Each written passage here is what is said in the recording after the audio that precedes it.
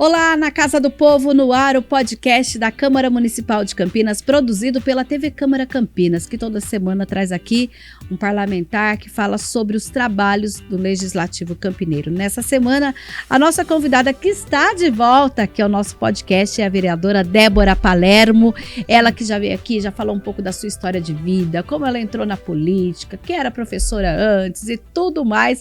Hoje ela vai falar um pouquinho da sua atuação com um tema. Claro, a gente sabe que os vereadores trabalham em vários temas. Ela também tem um bem importante, até porque ela tem uma história no Conselho Tutelar. A gente vai falar de um dos temas desse trabalho, que é direitos das crianças e dos adolescentes. Vereadora, seja bem-vinda e eu já convido logo na abertura a fazer como eu vou fazer agora, tá bom? Eu sou Mirna Abreu, eu sou uma mulher negra de pele clara, tenho os cabelos encaracolados na altura dos ombros, com mechas loiras, olhos castanhos. Hoje eu estou aqui com uma blusa roxa mais pro vinho. Ao meu fundo nós temos aqui o estúdio do Na Casa do Povo. À minha esquerda uma TV escrito Na Casa do Povo em azul e branco. Vereadora, convido também a fazer a sua áudio e autodescrição. Obrigada pela presença. Obrigada, Mirna. Boa tarde a todos. Minha autodescrição: eu sou uma mulher branca, de cabelos castanhos claros na altura do ombro. Estou com uma blusa rosa. Uso óculos, no momento estou sem, mas daqui a pouco a gente recorre a ele. No meu fundo, uma tela preta, ao lado uma tela azul, na Casa do Povo. E à minha frente, a minha querida que me convidou essa tarde, a repórter Mirna, da TV Câmara. Obrigada, vereadora. Olha, a gente lembra que recentemente tivemos aí os dados do Cis9, que a senhora inclusive usou a tribuna para falar sobre isso e convidou uma especialista para falar sobre essa questão da violência contra crianças e adolescentes. Vou voltar um pouquinho. A gente lembra que na época da pandemia tivemos números bem baixos.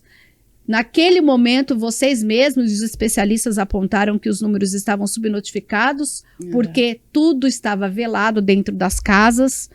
Hoje, como está essa questão e qual é a sua maior preocupação quando a gente fala nessa questão da violência, em especial a violência doméstica contra criança e adolescente, vereadora? Mirna, você bem lembrou, né, na pandemia, como estavam todos trancados dentro de casa, a violência ficou sendo velada, mas abusada, né? Então agora a gente vê os números aí, a porcentagem aumentar de forma muito grande, uma forma considerável, com um enfoque maior para a questão da automutilação, ideação suicida, tentativa de suicídio e suicídio, principalmente entre os adolescentes. Crianças também, mas principalmente entre os adolescentes, o que nos causa muita preocupação, né? Então esses números vieram aí. Eu acho que na pandemia, pós-pandemia, a gente tem observado que as pessoas adoeceram muito, né? Principalmente a questão da saúde mental. Então, nossas crianças e nossos adolescentes não ficaram impunes a isso, não ficaram fora disso. As estatísticas mostram aí a questão da saúde mental chegando de forma muito forte aí entre as crianças e adolescentes. Nós tivemos, inclusive, aqui, por seu convite, vereadora, a especialista Sônia Bonfante. Quando a gente fala nesse contexto da violência, o que está acontecendo? As crianças e adolescentes, principalmente os adolescentes, eles chegam nessa ideação e tudo mais por conta de ações violentas que acontecem nas suas casas, de pessoas que deveriam protegê-las, ou é por conta também dessa questão da internet? O que está acontecendo no seio familiar, levando a muitos casos? Eu acho que são dois casos, né?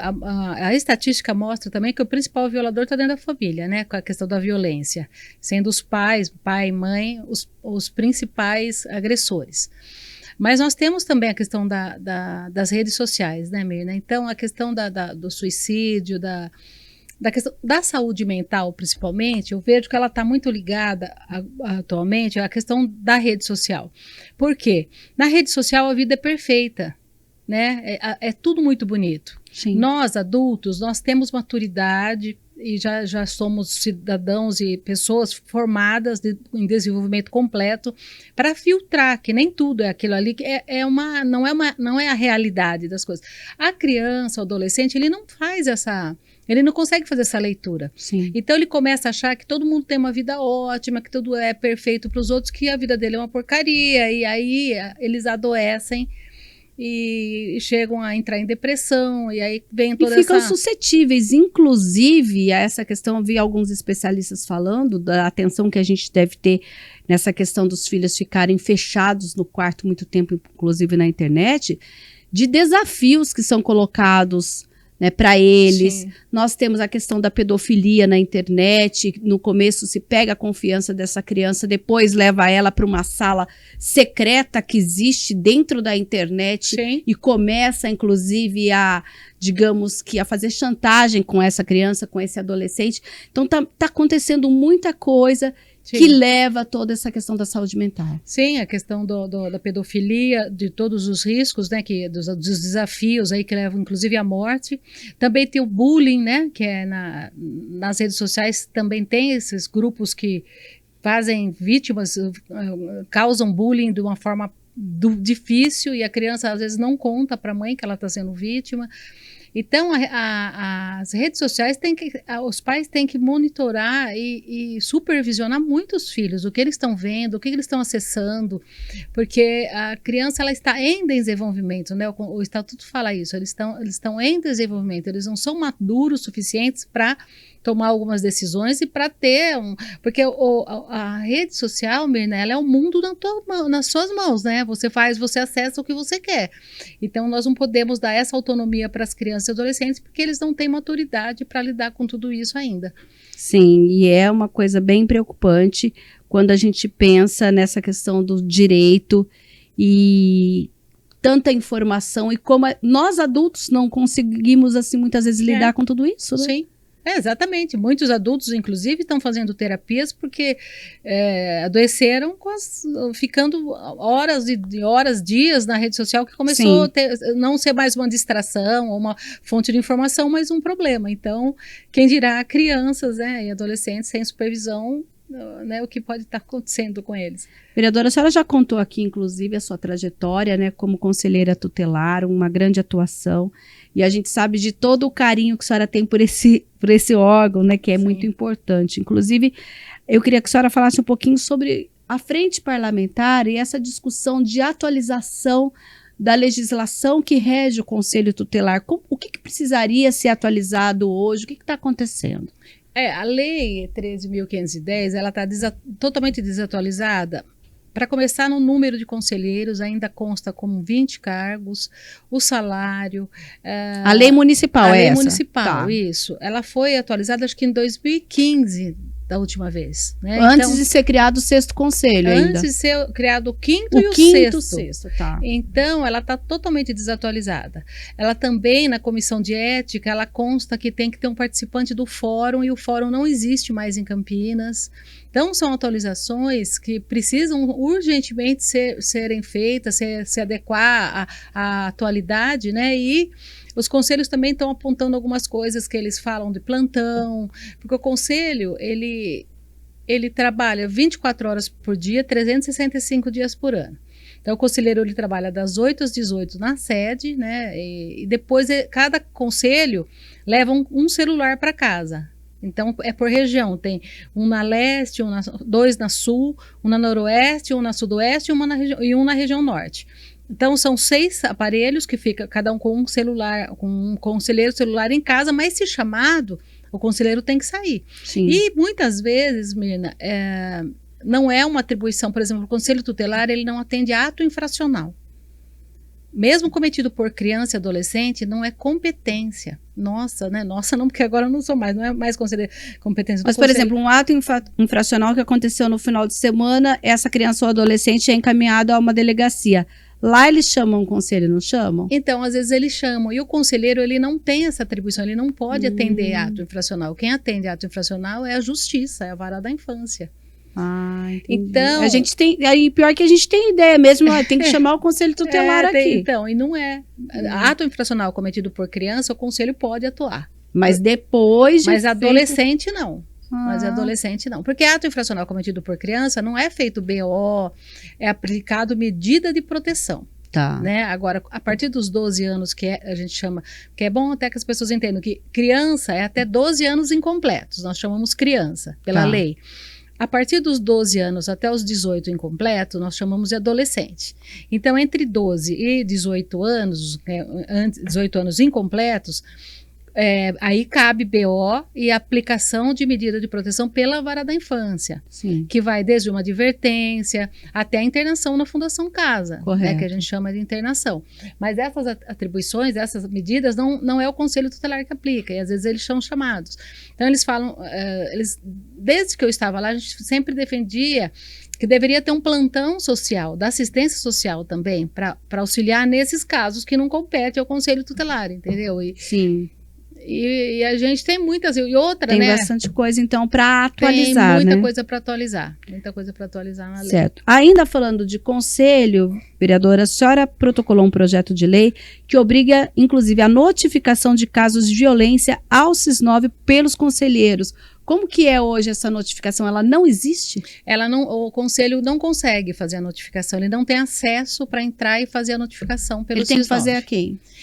Quem faz é a rede de proteção, o conselho não. Então, o que nós conversamos na última reunião, os conselhos irão ter acesso, irão notificar, deverão notificar o SIS9. O SIS9, para quem não sabe, é um sistema de notificação de violência, onde todos devem notificar a saúde, a educação, então, os hospitais, os centros de saúde, todo mundo que atende uma criança vítima de violência, a delegacia, tem que comunicar o SIS9 para a gente ter estatísticas de violência. Uma senha direto para colocar lá. Tá. Não só contra a criança, o SIS9 é contra idoso, então é contra mulheres, sim, né? Sim. Então, hoje ainda o conselho não tem acesso para essa notificação. Quando eu estava lá, o doutor Avancini, a doutora Verônica, eles justificavam, Mirna, eu até entendo, porque o conselho, ele só atende casos que normalmente casos que foram enviados para lá, né? Então, ele chegou, o conselho aplica a medida, então a criança chegou por uma denúncia do centro de saúde, então já passou pelo centro de saúde. O centro de saúde já notificou. Tá. Mas às vezes, muitas, né? Não é às vezes não, muitas chegam pelo disque denúncia. Então, às vezes, o primeiro local que a criança chega, vítima, é o conselho. Tá. E é constatado ali no conselho. Nem sempre é o mesmo caminho, exatamente. Então. Mas só que daí o conselho aplica a medida de proteção. A gente encaminha para a rede de atendimento. Então, a criança está sendo vítima de violência, a gente encaminha essa família, por exemplo, para o acompanhamento psicológico dos pais para cessar a violência. O entendimento chegou ao centro de saúde, ele notifica que houve violência, que o conselho aplicou a medida e qual violência foi. Por isso que o conselho não notificava, porque a rede deve notificar. Mas agora o SIS9 entende que é importante, sim, eles vão usar um mecanismo para não duplicar a notificação da mesma criança. Mas o conselho, por exemplo, ele ajudar com informações, ele somar informações junto com a rede naquele caso daquela criança sem ter uma duplicação ou até mais casos da mesma criança ser notificada várias vezes, pela saúde, pela educação, pelo conselho, entendeu? Daí a estatística ficaria fora da realidade. Nessa legislatura, a senhora, nesse biênio, é presidente da Comissão da Pessoa com Deficiência, né? A senhora já passou por outras comissões aqui da casa. Sim, eu presidi a Comissão da Criança e do Adolescente nos primeiros 2 anos do primeiro mandato.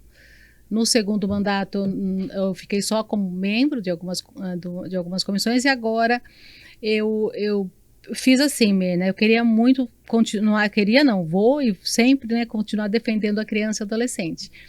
Então eu falei, eu vou tentar montar uma frente parlamentar de políticas públicas para criança e adolescente, porque daí, se eu conseguir, eu pego a comissão da pessoa com deficiência. Sim. E mobilidade reduzida, porque também tem muitas crianças que precisam de atendimento, né, por conta das deficiências, e é um público que eu via que estava pedindo muito me ajuda. É isso que eu ia falar. Eu percebi que durante, né, desde a sua primeira legislatura, a senhora nunca deixou claro o tema da criança e do adolescente, e aos poucos a senhora foi sendo procurada, entendendo mais, principalmente em relação às crianças com deficiência, as crianças autistas também, né? Sim. Que é hoje também uma das pautas que a senhora tem trazido. como que está essa questão hoje, que a gente sabe que ainda a gente não tem números específicos, apesar do último censo trazer já alguma luz sobre isso, mas tem muita coisa para fazer em relação a essa questão do diagnóstico, a vivência dessa criança e a real inclusão dessas crianças na escola, tanto da criança autista quanto da criança, por exemplo, que é surda e que tem o direito também a estudar. Tem bastante coisa, né? Tem muita coisa, Mina. Eu até conversei com a minha equipe, falei, eu quero pegar, mas vocês se preparam que vai ter muito trabalho. A gente trabalha muito. Eu sou muito acelerada, às vezes eles ficam meio apertados comigo, porque a gente puxa muito. Mas, Mina, não tem como a gente não olhar para eles e não dedicar, assim, 100% também do que eles precisam, né, da necessidade deles, assim. Hoje, o que eu vejo, a questão da deficiência, a lei, como tudo nesse país, todas as leis nesse país são lindas, né? Mas ficam muito no papel. É bonito, Nós né? temos que fazer aquele exercício de tirar do papel e tornar realidade. Sim. Eu acho que esse é meu principal foco, fazer com que os direitos das crianças sejam cumpridos, que realmente políticas públicas elas sejam prioridades para a criança, a destinação de recursos seja prioridade para a criança, e para o deficiente a mesma forma, para a criança com deficiência, para o adulto com deficiência. Eles estão, Mirna, sofrendo demais, é um público que está com muitos direitos violados.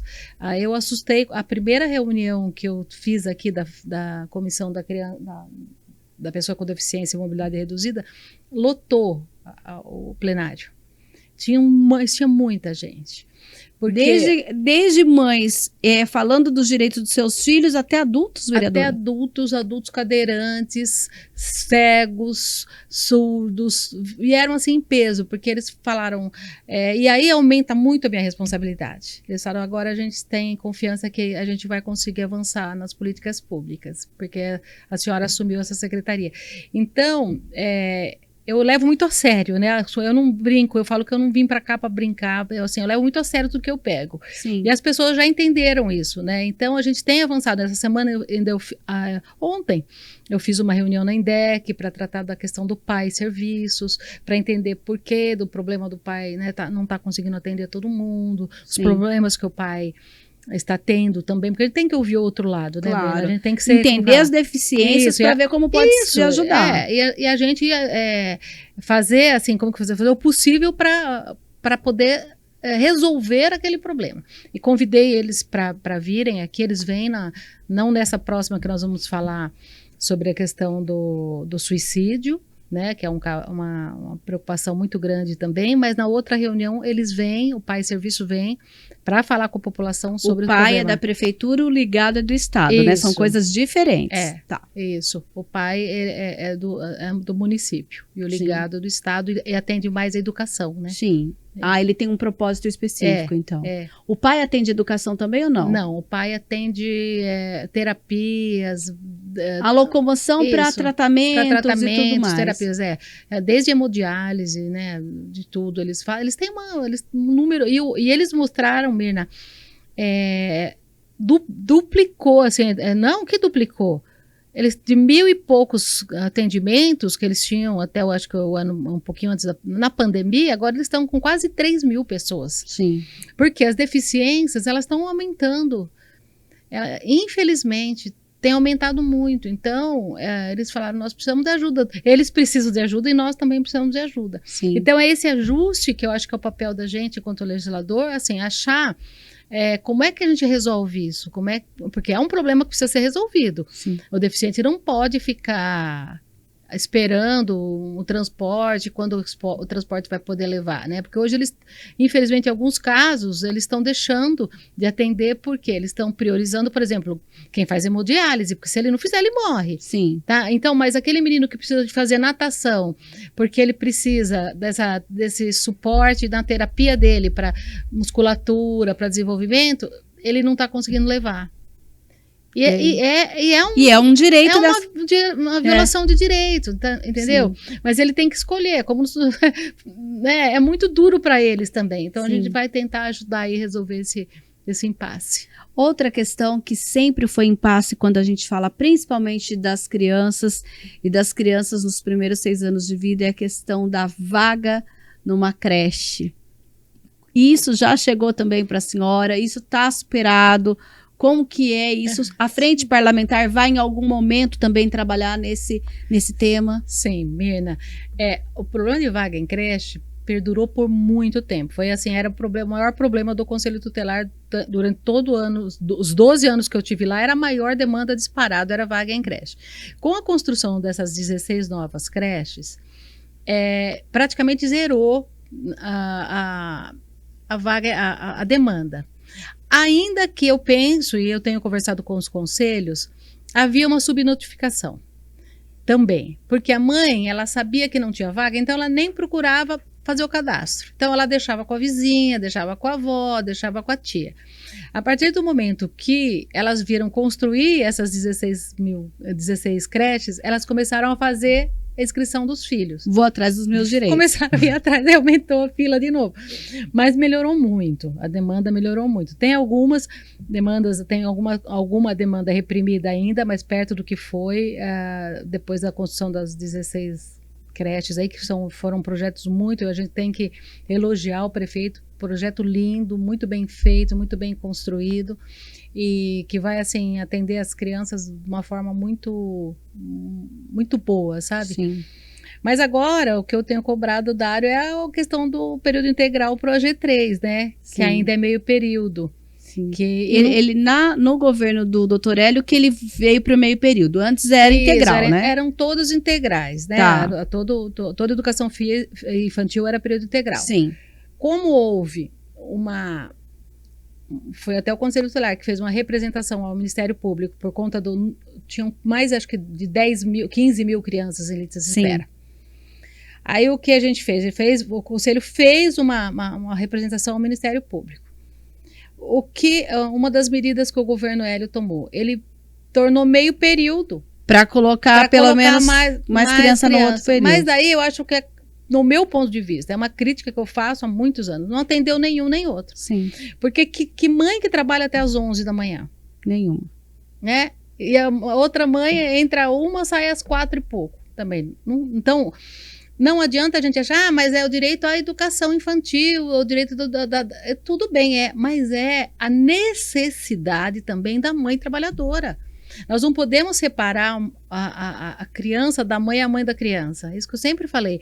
Eu sei que mas a gente está atendendo ao que a lei fala, que a criança tem direito de estar numa escola. Tem, mas a gente tem direito também de proteger essa criança em período integral, não é em meio período.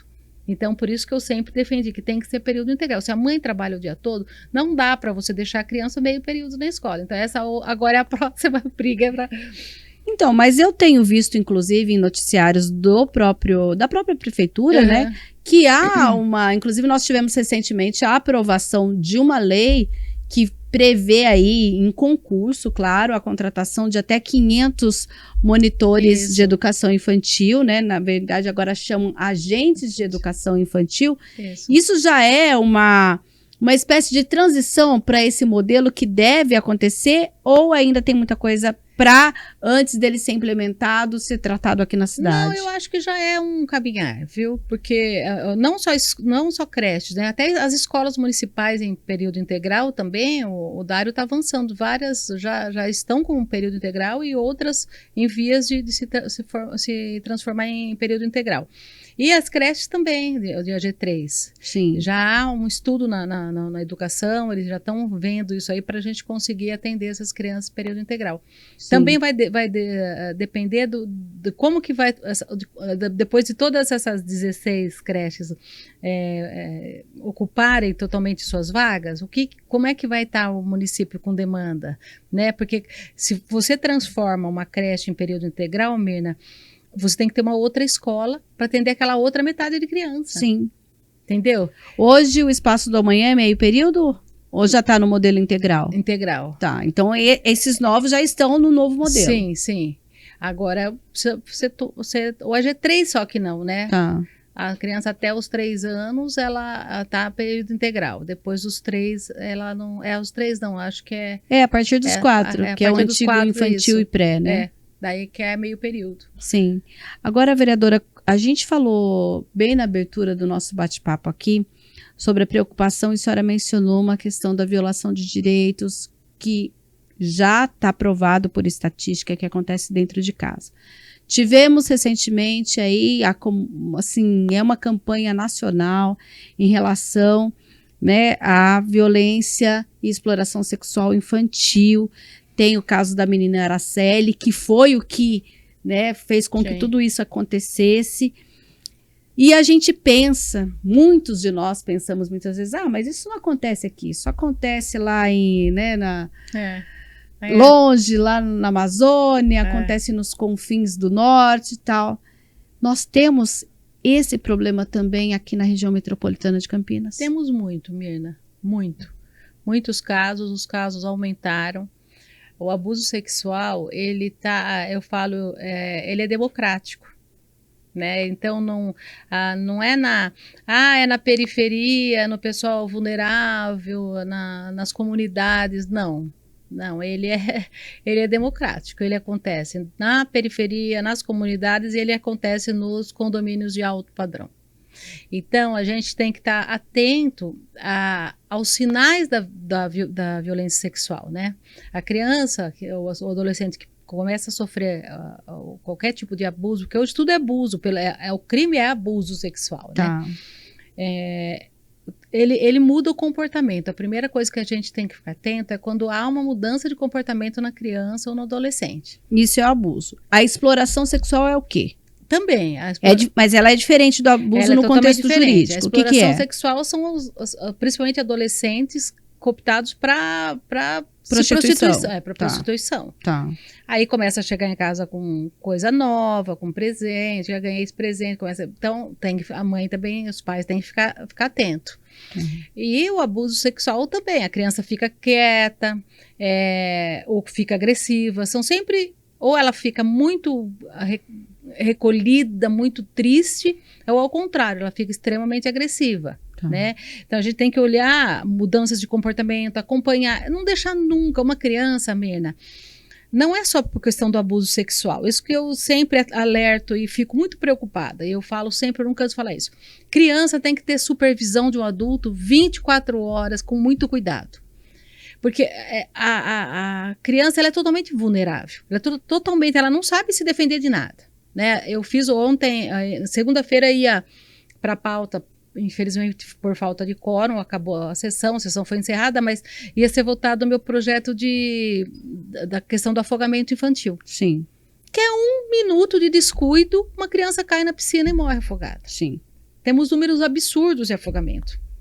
O mais recente, num hotel aqui da cidade, isso. Que inclusive teve a questão da sucção lá do... Que eu fiz o projeto de lei obrigando, né? Que eu fiz agora o projeto de lei também obrigando que esses filtros não fiquem ligados na hora do uso da piscina, uma série de medidas aí para evitar que é uma morte terrível. Sim. Né? Então, se você não está olhando, a criança ela pode, como a gente via no conselho, virar o tanque em cima dela.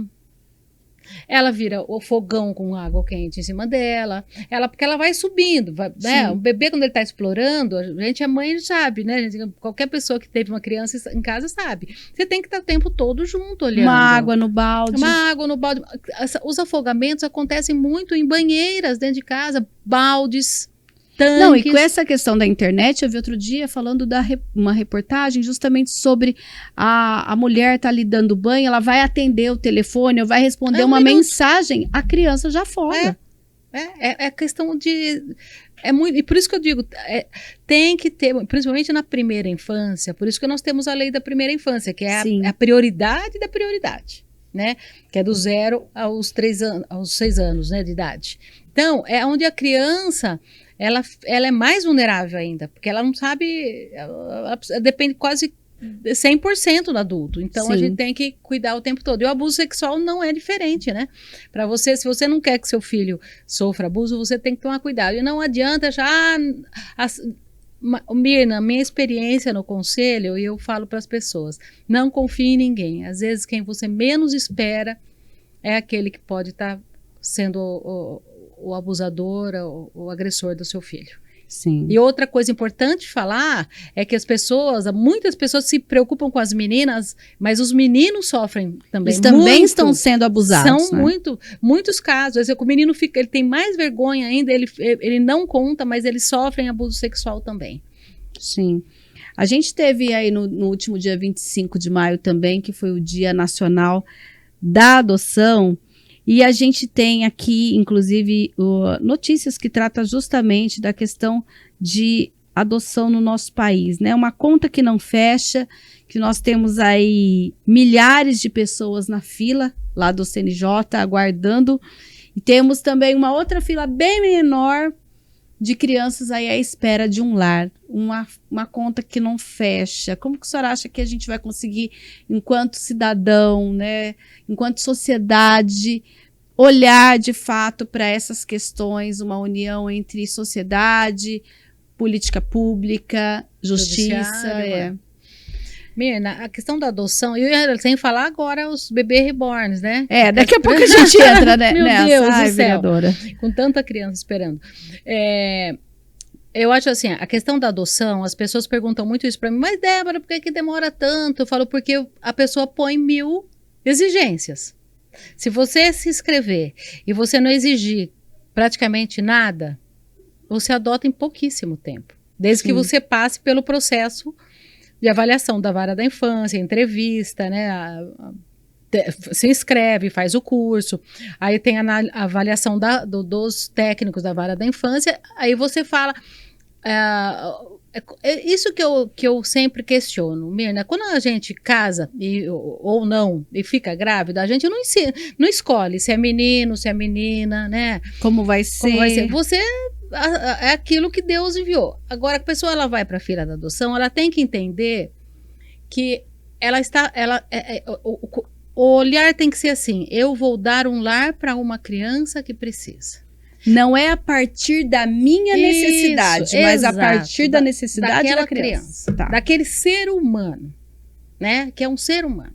Então, quando a pessoa consegue entender que a adoção não é para suprir a vontade dela, o desejo dela, mas que é para atender a necessidade daquela criança que está ali aguardando uma família, aí as coisas mudam.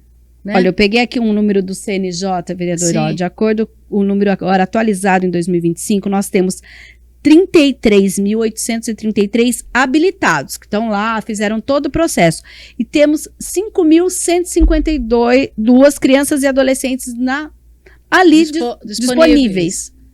Era para ter resolvido isso, né? Era para estar zerado, não é verdade? Então, mas daí a maioria quer menina branca até 2 anos de idade. A maioria. Se você pedir os dados, então isso é muito complicado, porque uma criança, quando ela é acolhida, Mirna, raramente vai beber destituído, porque tem o PIA, né, que a gente fala, que é o projeto, tem que dar chance para aquela mãe, para aquela família, fazer para família extensa. Demora isso. Então, até uns 2 anos, normalmente ela fica ali, a não ser que seja já o caso de uma mãe que em situação de rua, que já teve outros filhos acolhidos e destituídos do poder familiar, que não tem família extensa, ou que a família extensa não deseja mais, né, acolher mais nenhum filho daquela já tem um histórico, né? Aí vai direto para adoção.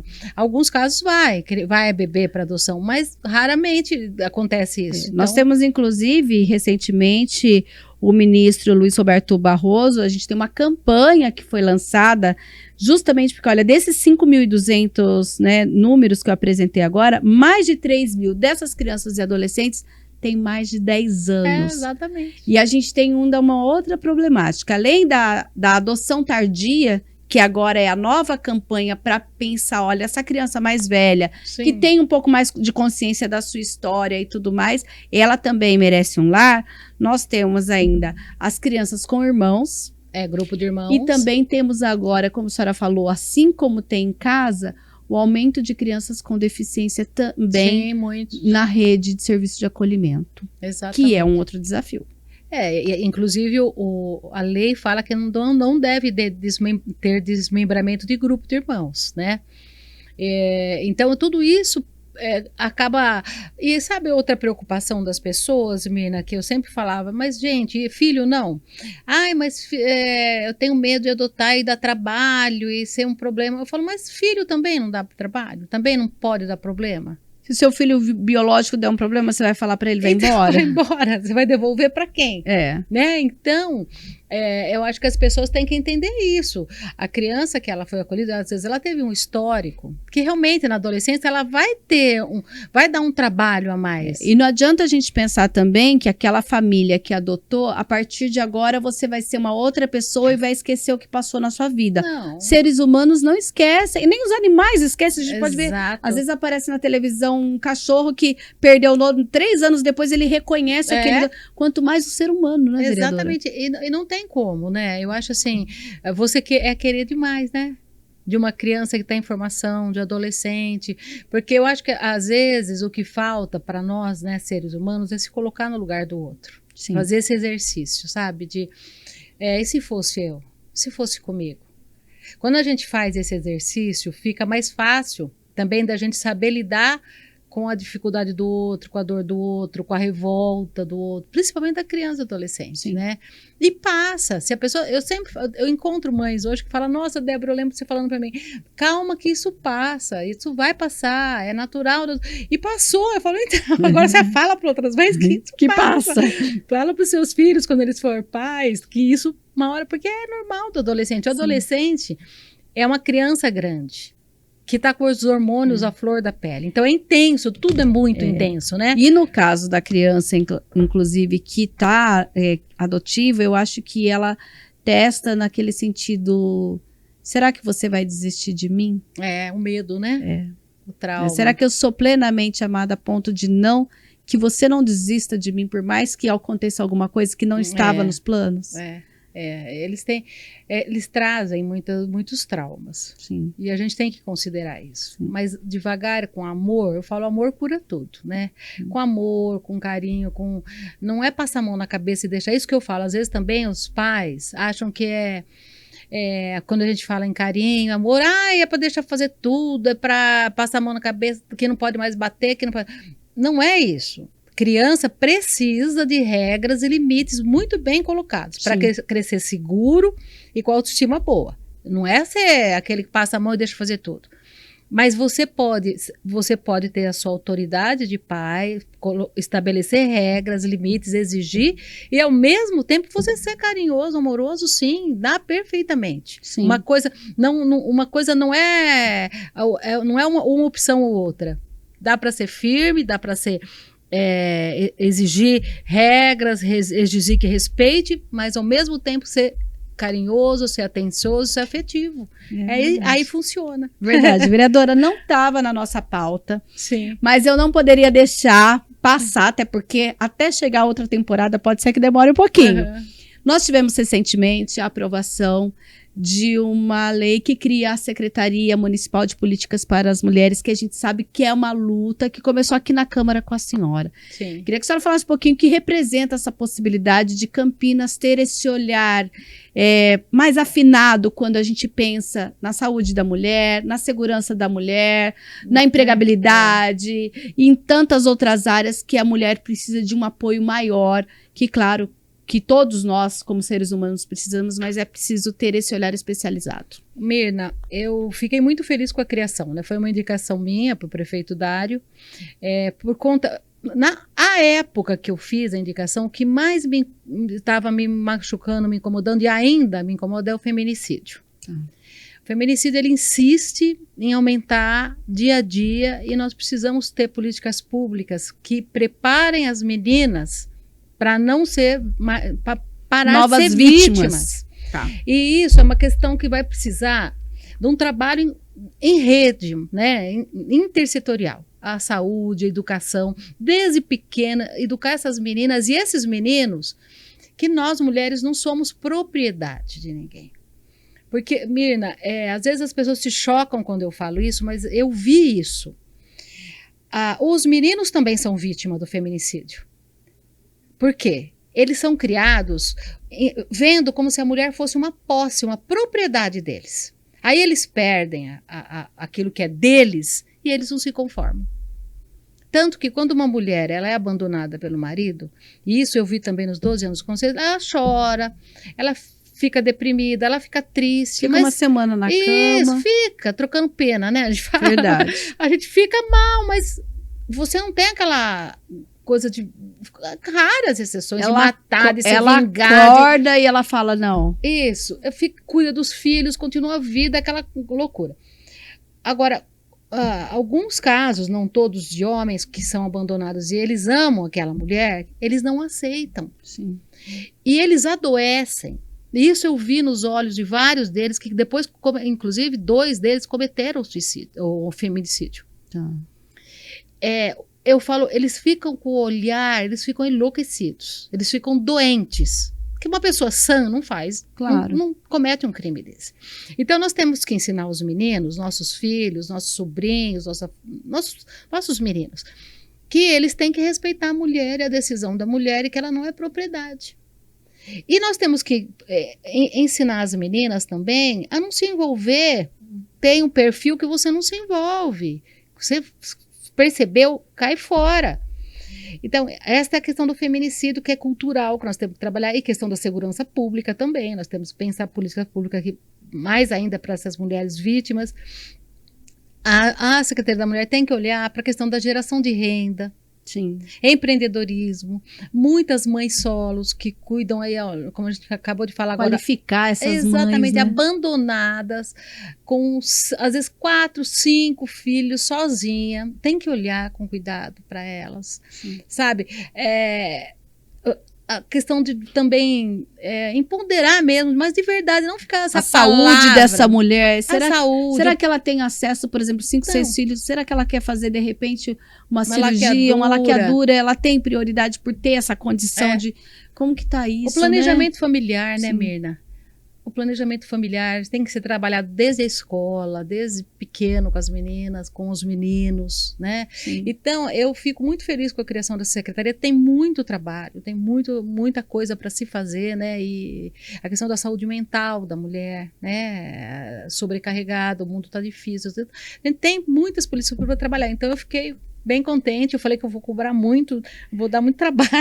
Eu acho que vai dar bastante trabalho, vou dar né? muito trabalho para eles, que a gente quer. Vai ter muito requerimento, muita indicação, né, vereadora? Eu falei, não só eu, como as outras mulheres aqui Sim. da casa, né? Eu acho que nós 5, a gente se preocupa muito com essa Mas questão. o que eu achei interessante, até porque eu acompanhei as 2 votações, foi também, não só na hora do sim, mas também até as falas também dos vereadores, reconhecendo essa importância necessidade da né? secretaria. Eu acho que isso é muito bom, né? Eu acho que a sociedade tá entendendo que a mulher ela precisa de uma atenção. Nós precisamos dessa atenção diferenciada, né? Acho que já está mais do que na hora da gente ter um foco maior nas políticas públicas para o público feminino. Até porque aquele código lá atrás, que colocava a mulher como propriedade do homem, como, né, olha, para você fazer tal coisa, o marido tem que assinar, o marido tem que aprovar. Não podia votar. Isso tudo ficou para trás, né, vereadora? Justificava-se matar por legítima defesa da honra. Sim. Você está vendo onde vem o feminicídio? Sim.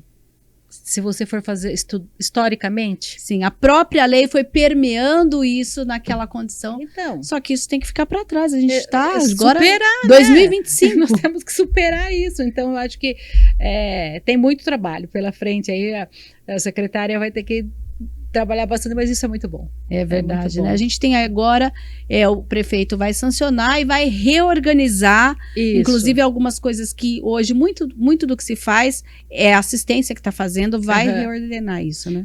Eu acho que algumas coisas, algumas pastas da assistência, que é referente à mulher, vão para essa secretaria e devem ir mesmo, Sim. lógico.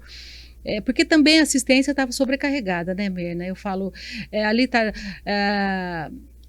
Idoso, deficiente, criança, mulher, vulnerabilidade social, segurança alimentar, sim. Assistência social, é muita coisa para uma secretaria. Correto. Mesmo eles trabalham muito, eu acompanho assistência há muitos anos, é uma secretaria extremamente demandada, Sim. né? Mas por mais que faça, não consegue. Então tem que ter esse olhar. Eu acho que dá para a gente separar um pouquinho aí.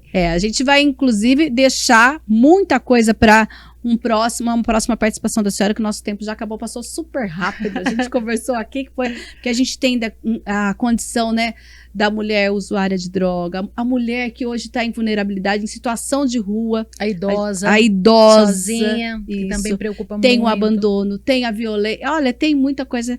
Mas aí a gente fala num próximo, pode ser? Para a próxima. Pode ser, vereadora? Pode, lógico. Tá certo. Então, muito obrigada pela sua presença hoje. Sim. E até um próximo, então. Eu que agradeço, viu, Mirna? Estou sempre à disposição. É sempre um prazer conversar com você. Tá ótimo. Então, vereadora, olha, o Na Casa do Povo fica por aqui. Você acompanha esse bate-papo e outros tantos lá no YouTube da TV Câmara Campinas. Vai na playlist Na Casa do Povo. Tem as outras participações da vereadora também. E aí você vai conhecer um pouquinho mais da história dela, da atuação, da trajetória política, como foi que ela entrou na política e tudo mais. Olha, muito bom estar com você aqui no Na Casa do Povo. E até um próximo podcast.